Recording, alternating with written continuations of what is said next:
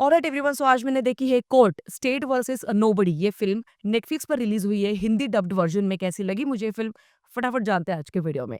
सबसे पहली बात, ये film actually originally Telugu language में बनाई गई फिल्म है। लगभग मार्च के महीने में इसको रिलीज किया गया था थिएटर्स में। मात्र 4 करोड़ में बनाई गई ये फिल्म 60 करोड़ तक का बिजनेस कर जाती है, तो obviously it's a very big hit itself. तो आइए बात करते हैं आज के वीडियो में सारे पहलुओं के बारे में। सबसे पहली बात, अगर मैं कास्टिंग के बारे में बात करूं तो इसमें सभी ने बहुत ही काबिल तारीफ काम किया है। Starting with of course Priyadarshi Pulikonda, Harsh Roshan, Sridevi, Shivaji, सभी एक्टर्स ने एक्चुअली बहुत बहुत खूबसूरत काम किया है। बट जितने भी साइड एक्टर्स हैं उन्होंने भी बहुत बेहतरीन काम किया है। लिटरली आपको सारे के सारे कैरेक्टर्स ध्यान में रहते हैं। राम जगदीश इस फिल्म के राइटर और डायरेक्टर है और इस फिल्म के जरिए वो अपना डायरेक्टोरियल डेब्यू कर रहे हैं। और कोई नहीं कह सकता कि ये उनका डायरेक्टोरियल डेब्यू है, क्योंकि बहुत ही बेहतरीन तरीके से उन्होंने इस फिल्म को शूट किया है, लिखा है, बहुत ही ब्यूटीफुली इसका स्क्रीन प्ले रचा गया है। कहीं पर भी आपको बोर नहीं होने वाला है। आइए जानते हैं सबसे पहले पॉजिटिव एस्पेक्ट्स के बारे में और उसके बाद बात करेंगे नेगेटिव एस्पेक्ट्स के बारे में, जो कि चीजें मुझे इतनी ज्यादा नहीं पसंद आई। सबसे पहले पॉजिटिव एस्पेक्ट्स के बारे में अगर मैं बात करूं तो सबसे पहले एक्टिंग। एक एक एक्टर ने अपनी लिटरली जान दी है इस फिल्म के लिए। क्योंकि आप अगर किसी भी एक्टर के लिए, चाहे वो 2 मिनट का रोल आए चाहे वो 10 मिनट का रोल आए, बट हर किसी का पैशन एक समान है और ये हमें थ्रू आउट द फिल्म जरूर महसूस होता है। अगर हम बात करें म्यूजिक की तो बैकग्राउंड स्कोर काफी ज्यादा सटीक बैठता है। जहां पर एक्चुअली कोर्ट रूम ड्रामा चल रहा है वहां पे डेप्थ होनी चाहिए, वहां पे वो एक्चुअली काफी सीरियस टोन में चले जाता है। एंड जो एक्चुअली उस पर्टिकुलर सीन के लिए जरूरी भी होता है, क्योंकि कई बार ऐसे होता है कि कोई भी सीन बहुत ही ज्यादा सीरियस चल रहा है, बहुत ज्यादा सीरियस चल रहा है, बट अगर म्यूजिक सही तरीके से नहीं हो तो वो सीरियस सीन आपको हिट कभी नहीं करता। इसीलिए इस फिल्म का म्यूजिक, बैकग्राउंड स्कोर, सब कुछ बहुत ही ऑन पॉइंट है। इस फिल्म की सिनेमेटोग्राफी भी बहुत ज्यादा अमेजिंग है। कुछ बहुत ओवर द टॉप या फिर कुछ ऐसा जो आपने इसके पहले नहीं देखी होगी, ऐसी कुछ सिनेमेटोग्राफी है नहीं। बट लगभग अगर मैं बात करूं, मात्र 4 करोड़ में बनाई गई फिल्म की सिनेमेटोग्राफी अगर इतनी खूबसूरत हो सकती है तो यार सिनेमेटोग्राफर की तो तारीफ डेफिनेटली बनती है। जितने भी सीन्स कोर्ट रूम ड्रामा के हैं, ये सारे के सारे सीन्स आपको बहुत बहुत इंप्रेस कर जाएंगे। In fact film directly court room drama पे जब आती है ना, तब तब आपको बहुत सेटिस्फेक्शन देकर जाती है। कोई भी ज्यादा एक्स्ट्रा की नॉनसेंस चीजें नहीं है इस फिल्म में, ना ही कोई एडवांस कुछ जानबूझ के जबरदस्ती कोई भी नॉट सो नेसेसरी सीन्स बिल्कुल भी नहीं डाले गए हैं। थ्रू आउट द फिल्म जब जब कोर्ट की हियरिंग की डेट आ रही है, तब तब सीधा कट्टू, पहले मोन्टाज से कट्टू डायरेक्टली कोर्ट रूम ड्रामा में फिल्म चली जा रही है, और वो देख के मुझे काफी ज्यादा अच्छा लगा। इसके पहले आपने बहुत सारे विलन्स देखे होंगे, बट इस फिल्म का विलन एक्चुअली आपके दिमाग में बहुत बहुत बहुत बहुत देर तक रहेगा, क्योंकि एक मुक्का मारने का मन करेगा आपको उसको देखने के बाद, क्योंकि इतनी बेहतरीन तरीके से उस एक्टर ने एक्टिंग करी है। And let me tell you, बहुत कम बार ऐसे होता है कि कोई विलेन जो है वो सारी चीज़ों को सरपास करके खुद अपना एक ऑरा क्रिएट करेगा, और इस फ़िल्म में एक्चुअली उस विलेन का एक ऑरा है, उसका एक दबदबा है। और जेन्युइनली जब वो स्क्रीन पे आ रहा है ना, तब आपको गुस्सा आ रहा है। आप लिटरली चाहते हो कि वो स्क्रीन के अंदर जाके आप उसका मुँह तोड़ दो, और यही बात होती है एक सच्चे कलाकार की। फ़िल्म एक्चुअली बहुत ही महत्वपूर्ण सब्जेक्ट में जाती है, जो है पॉक्सो। और पॉक्सो के तहत कौन-कौन से चार्जेस लगाए जाते हैं, कौन-कौन से चार्जेस कब लगाए जाते हैं, किस चीज़ के लिए लगाई जाती है, सारी चीज़ें इसमें एक्चुअली बहुत ही खूबसूरत तरीके से एक्सप्लेन करी गई है। हालाँकि प्लॉट जो है वो ये खूबसूरत तरीके से एक्सप्लेन करने की चीज़ डिमांड नहीं करता, क्योंकि प्लॉट में बेसिकली ऐसे बताया गया है कि अमीर घर के बच्ची है, फिर गरीब घर का लड़का है, तो दोनों का लव अफेयर, प्यार, ये सब चल रहा है। एंड देन उसी के बीच जब घर वालों को पता चलता है, तो वो अमीर जो है वो गरीब को कैसे फँसाते हैं झूठे केसेस में। ये सारी चीज़ें हमको इस फ़िल्म में देखने को मिलेगी।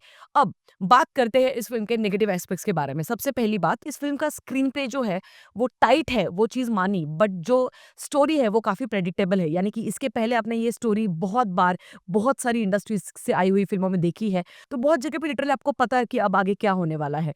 दूसरी एक चीज़ कि फ़िल्म पॉक्सो के तहत बहुत ही अच्छा स्टैंड लेती है, बट फ़िल्म दूसरा जो स्टैंड लेती है, वो मुझे बिल्कुल नहीं पसंद आया। यानी कि वो स्टैंड ऐसा है कि अगर आपकी बेटी एक ऐसे छपरी लड़के के प्यार में गिर जा रही है, जो एक ऐसा लड़का जो अपने बाप से ढंग से बात नहीं कर रहा है, जिसके लाइफ़ में कोई गोल्स नहीं है ज़्यादा। हाँ, हालाँकि उसने ये कहा है फ़िल्म में कि मैं एक इवेंट मैनेजर बनना चाहता हूँ, बट उसके लिए पढ़ाई करनी, which is the basic bare minimum thing that you could do. तो वो नहीं कर रहा है, उसके बैकलॉग्स हैं, फिर वो आज ये काम, कल वो काम, फिर ब दोस्तों के साथ घूमना-फिरना, फूहड़बाज़ी करना, दारू पीना, पार्टी करना और इन सभी के बीच प्यार करना, ये सारी चीज़ें अगर कोई आपके आजू-बाजू में कोई लड़का कर रहा है, जिसको हम ऑफ़िशियली छपरी बोलते हैं, तो अगर उस छपरी के साथ आपके घर की बेटी अगर वो जा रही है, तो इस चीज़ को आप जस्टिफ़ाई नहीं कर सकते किसी भी चीज़ में। चाहे वो अंडर एज हो, चाहे वो ओवर एज हो, चाहे वो पर्टिकुलर किसी भी एज ग्रुप में क्यों ना हो। तो सबसे पहला ये स्टैंड जो कि मुझे नहीं पसंद आया।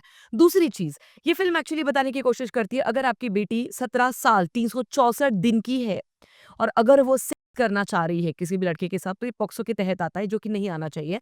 क्योंकि जब वो 18 साल और पहले दिन की हो चुकी है, तब अगर वो कर रही है तो वो पॉक्सो के तहत नहीं आता। इसका मतलब वो जो चीज़ है कि 18 साल का जो एक लिमिट है, तो उसको हम बाकी के नॉर्मल पॉक्सो के तहत नहीं कंसिडर कर सकते। इसको एक प्यार भरे एंगल से जज नहीं देखना चाहिए। ऐसे वकील कहते हुए हमें फ़िल्म में नज़र आते हैं, तो वो भी स्टैंड मुझे नहीं पसंद आया, क्योंकि मुझे लगता है कि ये जो एज है ना, 12 साल से लेकर लगभग 20 साल तक का, इस एज में ₹1 की अक्ल नहीं होती है। आपको नहीं पता चलता है आपके शरीर में कौन-कौन से हार्मोनल चेंजेस हो रहे हैं, आपको नहीं पता चलता कि आपको कौन-सी चीज़ से डोपामाइन मिल रहे होते हैं। इस एज में सिर्फ़ और सिर्फ़ इन्फैचुएशन होते रहता है, सिर्फ़ और सिर्फ़ इन्फैचुएशन।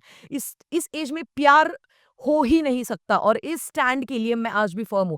इसके ऊपर मेरे से कोई भी डिबेट कर ले, हेल्दी डिबेट ऑफ कोर्स, तो मैं उस चीज़ के लिए बहुत सारे पॉइंटर्स रख सकती हूँ।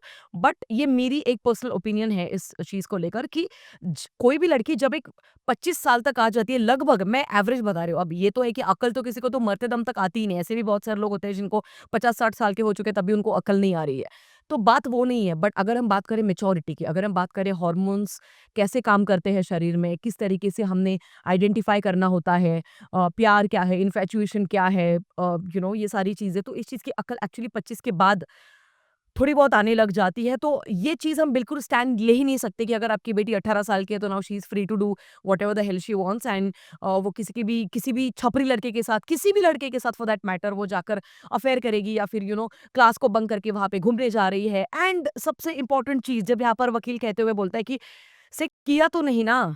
तो ये जो स्टैंड है, यहाँ पर मुझे एक और प्रॉब्लम ऐसी लगी कि इसका मतलब हमने इंतज़ार करना चाहिए कि कब इनके बीच सेक्स हो और उसके बाद हम पॉक्सो का केस डालें।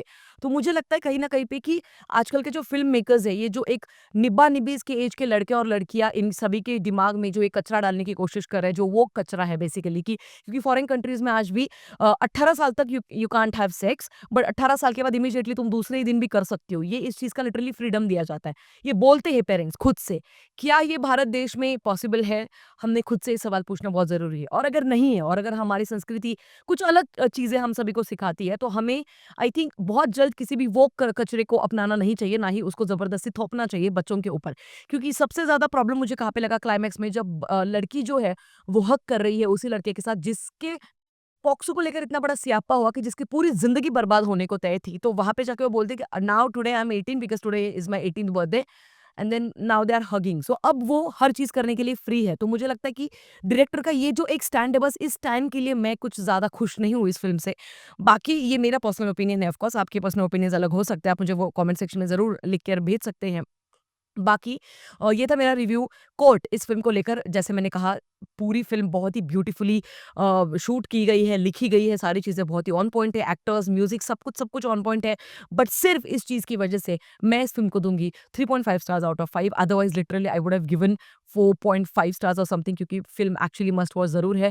जाते-जाते मैं बस इतना कहना चाहती हूँ, अगर कोई मुझसे पूछे कि इस फ़िल्म का क्लाइमैक्स कैसे होना चाहिए था, या फिर आई थिंक कि किस तरीके की फ़िल्में 18-20 साल के लड़के-लड़कियों को दिखानी चाहिए, तो वो इस तरीके की कि उनको ये बताना ज़रूरी है कि तुम जिस एज में हो अभी, इसमें तुमको कुछ समझ में नहीं आने वाला है। So you better focus on your goals, you better focus on your career, build yourself, start working on your body, go for meditation, ये सारी चीज़ों के ऊपर काम करो, और 2 पैसे कैसे कमा सकते हो, इंडिपेंडेंट कैसे बन सकते हो, और उसके साथ-साथ जो इन्फैचुएशंस तुमको होंगे इस एज में, हम उसको ना नहीं बोल रहे।